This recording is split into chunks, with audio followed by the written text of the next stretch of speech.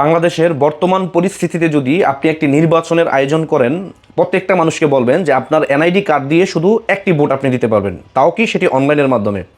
এই মুহূর্তে যদি একটি নির্বাচন দেন, ফেয়ার নির্বাচন দেন, 10টি টাকাও খরচ হবে না। শুধু এদেশের জনসংখ্যার হিসাব করে আপনি বলবেন যে প্রত্যেকটি এনআইডিধারী ব্যক্তি শুধু একটা করে ভোট দিবে, তাও দেখবেন কি শেখ হাসিনার বিজয় নিশ্চিত হয়ে যাবে। কেন বললাম আমি এই কথাটি এই জন্যই বললাম, এই 3 মাসে আমাদের যেই সেনাপ্রধান যেই কথা বলেছিল যে আমি আপনাদেরকে যান এবং কি মালের নিরাপত্তা দিব, উনি কিন্তু সেটি দিতে পারে নাই, উনি কিন্তু সেটিতে ব্যর্থ হয়েছে। ডক্টর ইউনূস সে আপনার আসার পরে সে তো মাস্টার প্ল্যান করে আসছেই, সেখানে অন্য কোনো মানুষকে যদি আপনার প্রধান উপদেষ্টা বানাইতো, মানুষ জীবনও সন্দেহ করতো না। ওনাকে এই উপদেষ্টা পদে বসানোর কারণে কিন্তু মানুষ ফুঁসে উঠেছে, কারণ এই ব্যক্তির নাই বাংলাদেশে কোনো গ্রহণযোগ্যতা। একটা নোবেল পুরস্কার দিয়ে কিন্তু একটা মানুষকে বিবেচনা করা যায় না।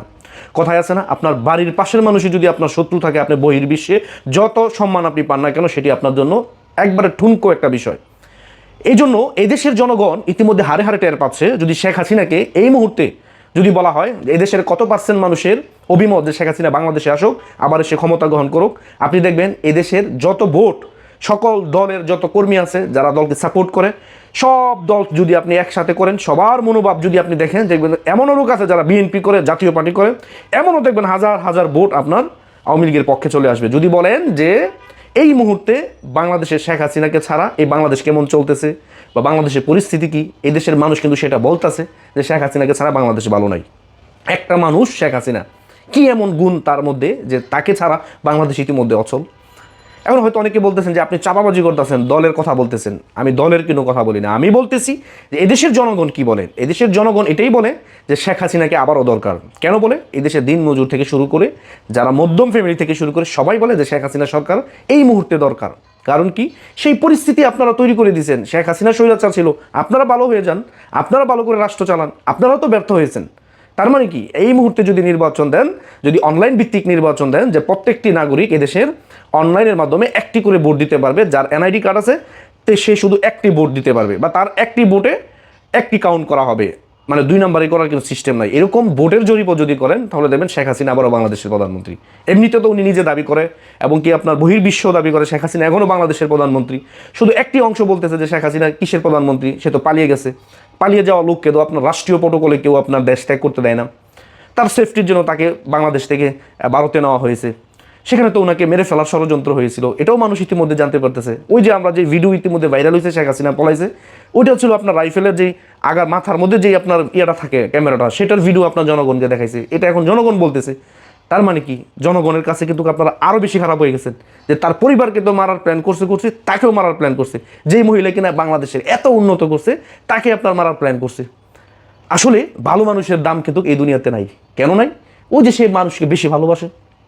এই পর্যন্ত দেখছেন যে শেখ হাসিনার বিরুদ্ধে একটা বড় ধরনের অর্থ কেলেঙ্কারি মামলা এই পর্যন্ত দেখছেন কেউ দাঁড় করাইতে? সব হত্যা মামলা। মানে কি, ভালো করে তদন্ত করে দেখেন শেখ হাসিনা কত হাজার কোটি টাকা কোথায় পাচার করছে, টাকাটা কোথায় আছে, কোন জায়গায় আছে। প্রয়োজনে তার বিরুদ্ধে আপনার ব্যবস্থা নেন। এগুলোতে করতে পারতেছেন না, আপনার তলে কাঁচা। এটাই সত্য। সে তো দুর্নীতি করে নাই। তার আমলা বা তার যেই ক্যাবিনেটে যারা ছিল তারা অনেক দুর্নীতি করেছে, এটা আমি বলি। তার ক্যাবিনেটে যারা ছিল দলের নাম ব্যবহার করে, এই দলকে পুঁজি করে কোটি কোটি টাকা তারা বাইরে পাচার করে নাই যে এরকম না। কিন্তু এগুলো সে ধরার চেষ্টা করেছিল, কিন্তু ওই সময়টা কিন্তু আর পায় নাই। এই জন্য বলবো, এই দেশের মানুষ যে এখনও শেখ হাসিনার প্রতি আস্থা আছে, এটা বলার কোনো অবকাশ রাখে না। মানুষ এখনও শেখ হাসিনাকে এই বাংলাদেশের প্রধানমন্ত্রী চায়। আপনি বিশ্বাস না হলে একটা নির্বাচন দিয়ে দেখেন, অনলাইনে একটা নির্বাচন দেন, শুধু একটা এনআইডি কার্ড দিয়ে শুধু একটা ভোট দিতে পারবে দেশের জনগণ, তাও দেখবেন শেখ হাসিনার পক্ষে সব ভোট পড়বে। আপনি দেখেন, নির্বাচন দিয়ে দেখেন। ইতিমধ্যে তো নির্বাচন অনলাইনে অনেক জরিপ হয়েছে, আমিও জরিপ করেছি। তার মানে কি, শেখ হাসিনার কেন মানুষ চায়? মানুষ বুঝে। মানুষের যখন নেশা কেটে উঠে, মানুষের মাথা যখন ঠিক হয়, তখন সে বুঝতে পারে যে এটা আমাদের ভুল ছিল বা এটা আমাদের অন্যায় ছিল। মানুষ এটি বুঝে না যে এরকম না। আপনারা একটা ডাক দেন, এখন কয় লাখ লোক ডাকা আনতে পারেন, এখন ডাক দেন। কারণ আপনাদের কিন্তু সব কিছু ফাঁস হয়ে গেছে ইতিমধ্যে।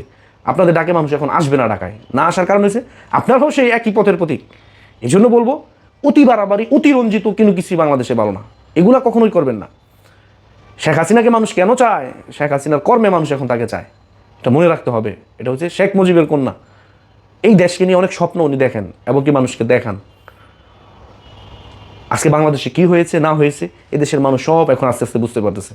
বোঝার কারণ একটাই, শেখ হাসিনা সেই রাস্তা তৈরি করে দিয়ে গেছে। এই জন্যই মানুষ বুঝতেছে যে এই দেশের জন্য কার মায়া বেশি, কার অবদান বেশি, এটা মানুষ এখন হারে হারে টের পাচ্ছে। এই জন্যই বলি, একটা নির্বাচন দিয়ে দেখেনি না যে শেখ হাসিনা কত % ভোট পায়, এটা আপনি দেখেন, তাইলে আন্দাজ করতে পারবেন যে এই দেশের মানুষ শেখ হাসিনাকে এখনও চায় কিনা। ভালো থাকবেন, আসসালামু আলাইকুম।